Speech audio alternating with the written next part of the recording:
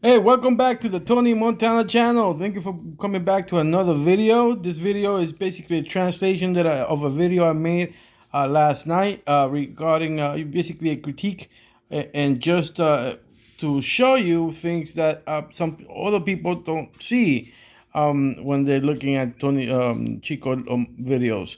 So this is basically a video breaking down things that were shown on the video, but you may have not paid attention and noticed. Now, why do I make these videos about? Just a reminder why I make these videos. I'm making these videos because sometimes I feel like I see more than regular people see. It could be because I already know the person. Could be because I know about dogs, or it could be a whole different type of things, a whole grouping of things. But again, I'm trying to point out things that you may not have noticed in the videos. So let me just fast forward this to the first place. So basically, this is the video we're going to be looking at, this is my video. So instead of going back to and giving the guy more views, I'm just going to use my because every time I have to view it, I have to break it down. I'm viewing it more than one time, so I'm giving him views when I do that. So in this instance, I'm going to be using my own video, so that way we can break it down using what I already recorded. I just have to talk over it. Let's see where did he start? All right, here. Over here. All right, so here this situation. If you saw the video, this is the situation. This is the salesman. That's the puppy, and here is Roberto Duran, right? The boxer, the retired boxer.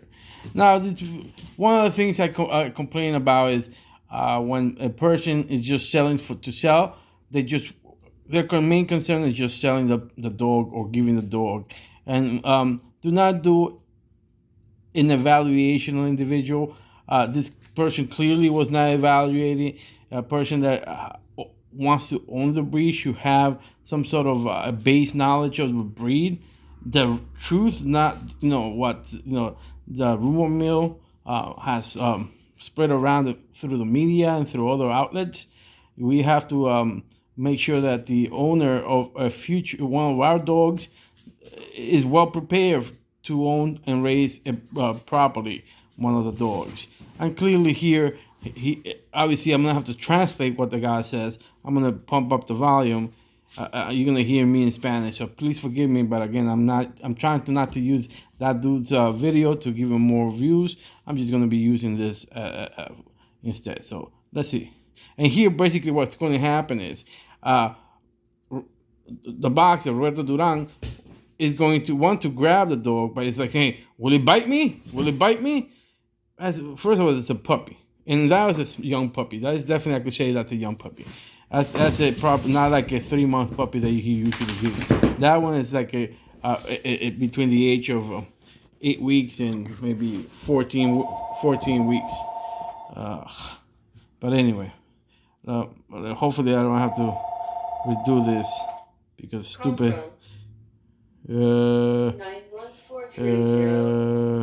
Stupid thing, man. Move. Anyway, it's a live thing, so please forgive me with that thing. All right, I think it's done.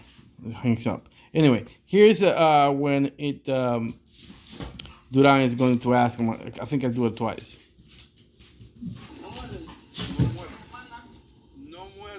No muerde. That means doesn't bite.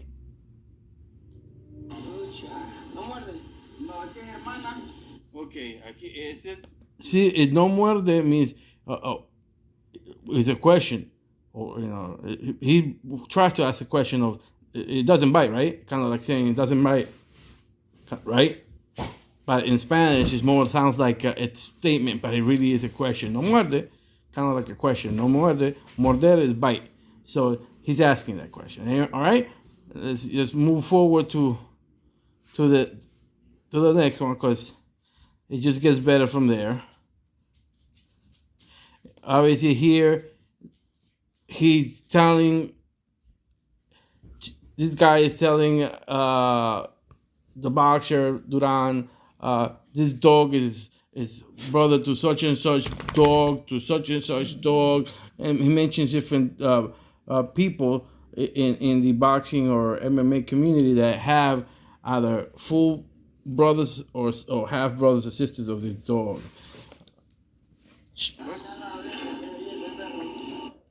Okay, entonces ese él está haciendo su mercado. So yeah, so he's still right now. I'm saying there that he's basically doing his marketing part. So all right, so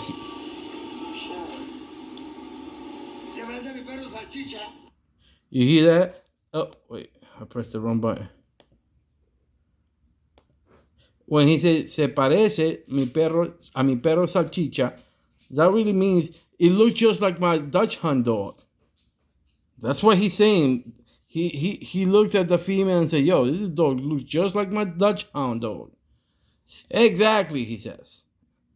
Let's see if I could put it. And I'm just saying, you guys don't speak Spanish, so you could just hear it again and wait.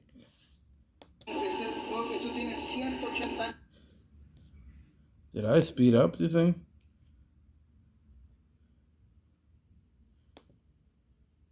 So let's see if I could hear it again.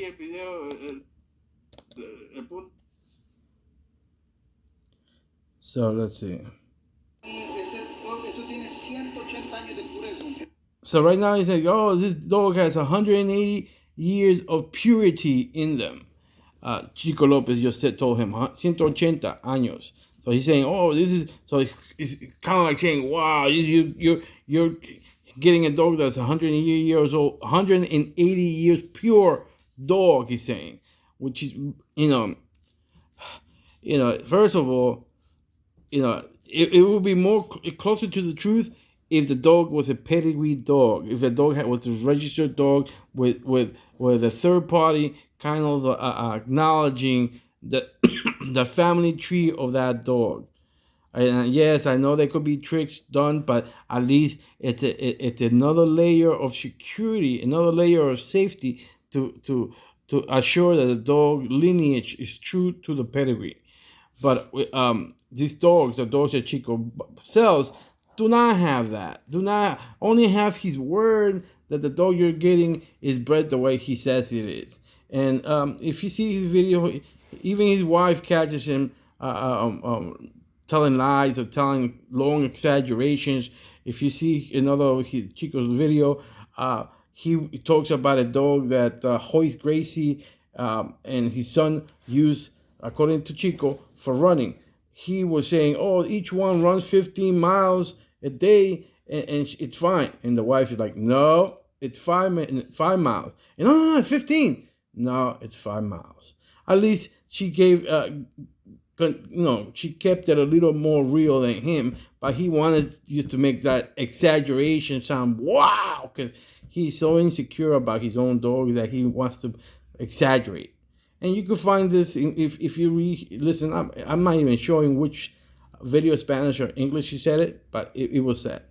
And one of them, like she corrected him about the Hoist Gracie dogs. Anyway, in here he's talking about 180 years of the dog of purity, but it doesn't have a registry to actually prove it. And really, the registry, up to a point, it's not going to cover 180 years.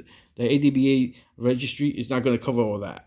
But he's just marketing his dog with a really extensive exaggeration. This is an extensive exaggeration because even the ADBA certificate doesn't confirm 180 years of purity. But he wants to say it that way.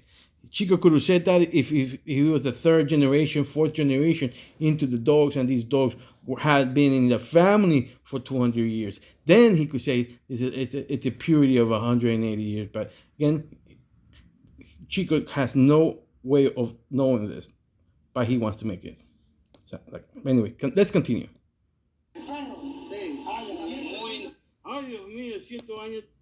Yeah. So anyway, the other one, like I guess I don't know if I skipped it or what, but when he said the dog looks like my Dutch Hun dog, just exactly like it. But here it's saying, well, he's saying, whoa, that's a lot of time. It's a long time for you to have that dog. That's just like, whoa, is this guy BSing me or what? He's look right now. The guy he's looking at is another ADBA. ADBA. I'm sorry. It Chico's partner, the European guy, the guy that has the Spartan kennel in Europe, the lawyer that works for the WBC. Yeah, that's him. And so he's trying to definitely promote, what Chico is promoting because they're all in the business together. So and I really think that from all I think that I've noticed, this guy is Chico's boss. Just without this guy, Chico is nothing. He really is below nothing. So he really needs this guy. So respect to this guy for having that. You know. Anyway, let's see what else it says. Yeah, the guy that says muy inteligente. You're gonna hear him again. Let's see. That one, and you see his hand going like that. The one recording, that's the guy that I'm talking about. How this guy, European guy, know that this puppy is very smart? How would he know if this dog came from Brazil and this guy came from Europe, Ukraine, or wherever he comes from? How would he know? I mean, it would be because they're coming from two different places. And remember, this is the same guy in the other video where the Spanish guy, they're in a hotel, and this guy that said muy inteligente, he was sitting on one of the beds when they share the room, and I'm pointing out, and he was also saying, oh, this guy, no, the other guys, the other dogs, they're okay, but this one you have, whoa, he's out of the world. Remember that video I made, and remember that his video? This is all connected. This is all market, and I'm showing you with their own videos. This is to be the case. There's some proof that I can show. There's proof that I cannot. This is proof that I can show with their own stuff. I mean, they're going to get better at this. Obviously, they're not stupid, so they're going to catch themselves later on. I'm making them better salesmen because my critique is going to just make them better. So there's going to be a point, perhaps, I'm thinking they're just going to continue making different types of mistakes. But worst case scenario, they get bulletproof of my critique because they got so good at hiding their reality. But this is reality, folks. This is reality. They're reality. You're not sure about these people? I'm showing you through their videos. So let's keep moving a little bit longer.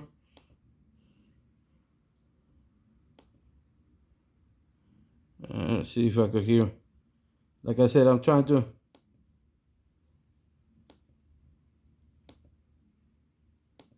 All right, let's see.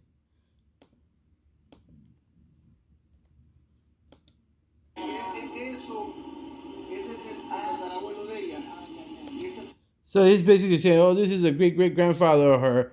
This is the birth certificate. This is what he's giving in lieu of a registry paper, even though it looks very similar. He made it look almost identical to what the ADBA sends you for a certificate. But again, the ADBA is registration like the WB. It's just a center where you register the information, and sometimes these places require you to do a lot of things to make sure that the information you're registering or recording with them is valid, like DNA testing on your dogs for DNA profiling, so that when people question if they are actually getting a dog that you said comes from this dog and that dog, they can do a DNA test on that dog that they bought and send it to this ADBA, for example, and say yes or no, this is a dog that came from that dog.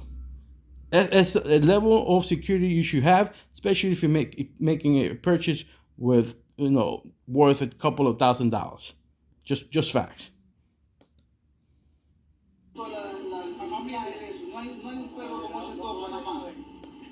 So now he's saying there's no dog like this dog in all Panama. Nobody has his dog. That's basically what he's saying. Oh, escuchen esa parte. Chico aquí queriendo asombrar lo que ni el presidente de tu país. So anyway, so here is. So he's like he's really. So he right now he's really saying, oh, what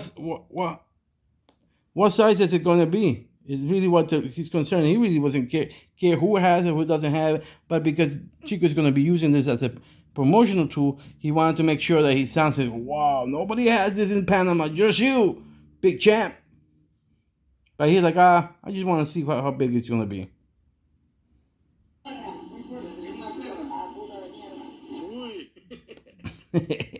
He's like, oh, was it the female? Oh, whoa, oh. He's like, yeah. So that was funny though. That was just funny. So anyway, let's continue forward. Let's move forward. See where I can find the other part. Here you go. Now let's pay attention.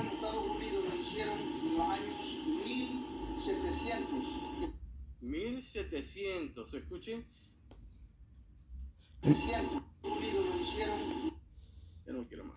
Now listen to this.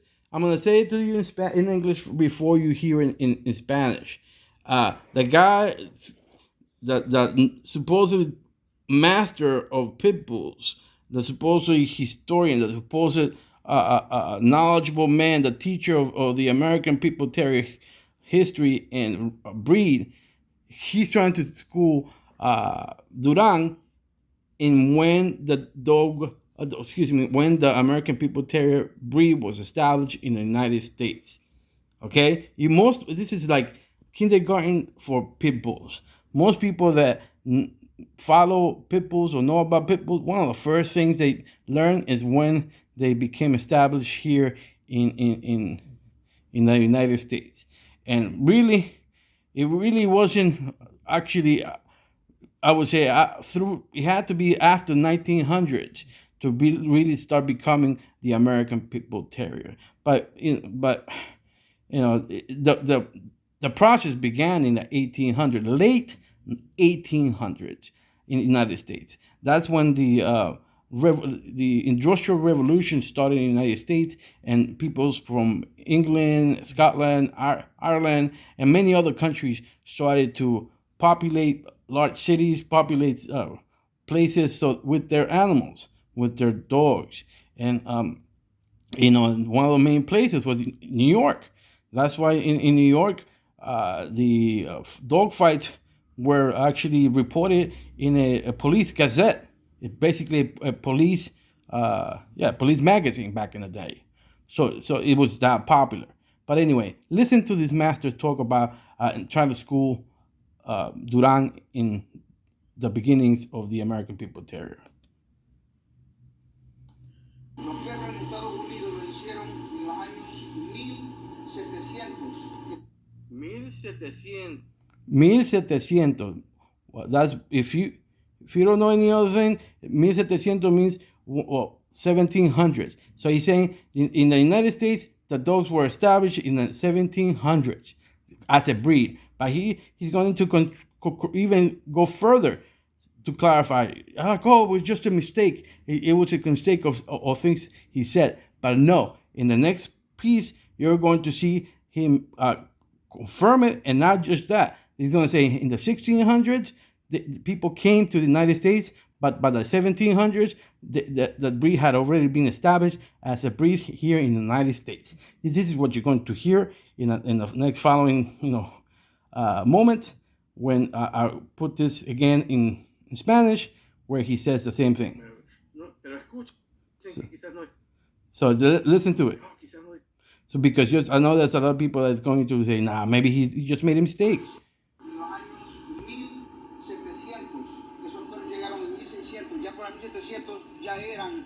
American People Terrier. ¿Escucharon eso? Lo pensó.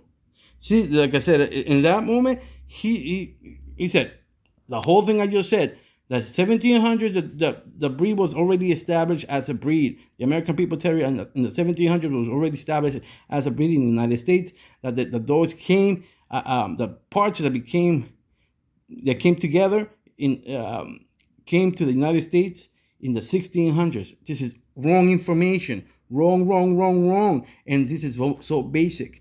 But because he didn't check his hand to confirm the information, he's just spewing information he didn't know. But because he's around people that know less than him, he was okay. Everything was good and dandy. But then I'm gonna just leave it at one other thing because it's 20 minutes already. I'm gonna put the last piece, which was pretty funny. Let me see if I could find it. Oh. Let me see, I guess. Una vez más antes que terminemos esto. Listen to it. Los perros en Estados Unidos lo hicieron en los años 1700. Esos perros llegaron en 1600. Ya por el 1700 ya eran American People Terrier. Estados Unidos era nuevo. ¿Pero te no atacan a la gente por el cuello? No. ¿Escucharon eso? Okay, so you heard the first... Oh. El crecimiento de los Estados Unidos por... So you just heard again about the part about, these dogs came to be 1700 and they came to the United States in the 1600s. And then at the end, the part that you heard me laughing is Duran saying something so funny. And we're going to put it in first in audio and then you're going to see him acting upon it. He's basically Duran is saying, after he's like, Chico is basically saying, oh, these dogs are all, pure 1700s, 1600s, because it sounds better than the reality. About 1800 and early 1900s, again, Chico Lopez stretching the truth or basically lying just to fit his need to make it sound better than they are. It's just part of his insecurity as a man, as a dog breeder, as a dog man. Just insecurities. So listen to the Duran saying, at the end, after he was saying all that, but aren't these the dogs that grab you and attack you by the neck, like grab and hold your neck? Isn't that the dogs? So that's why I laugh, because again, it's part of the lack of understanding of the breed. It's just Chico is selling dogs to anyone, and just obviously.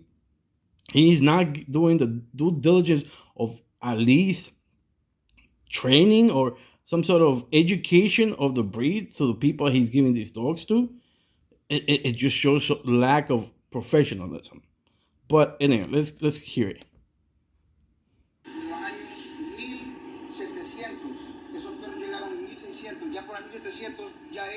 Listen to it. Here it comes.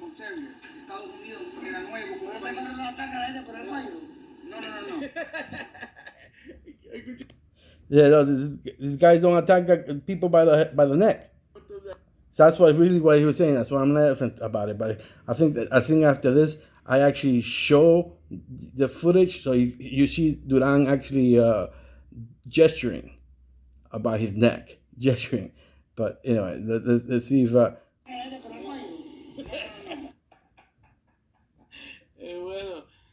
So let me try to do it if I could get it.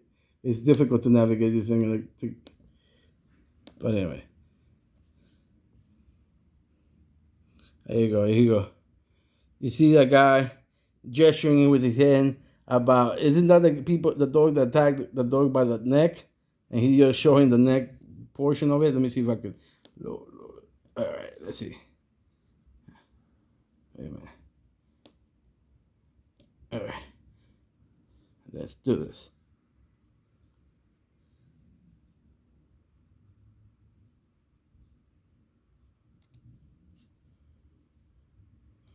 All right,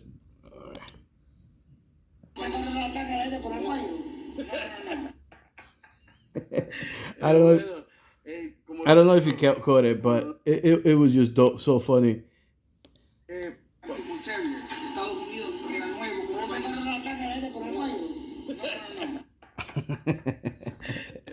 And that's the wrap, folks. I just noted 25 minutes of talking about this crap. But anyway, that's the wrap. That's really what was this video about. It's just the Roberto Duran knocking out Chico Lopez over and over again. You know, Chico Lopez tried to make him a selling tool, and Roberto Duran showed him to be a tool. This is Tony Montana. Until next time.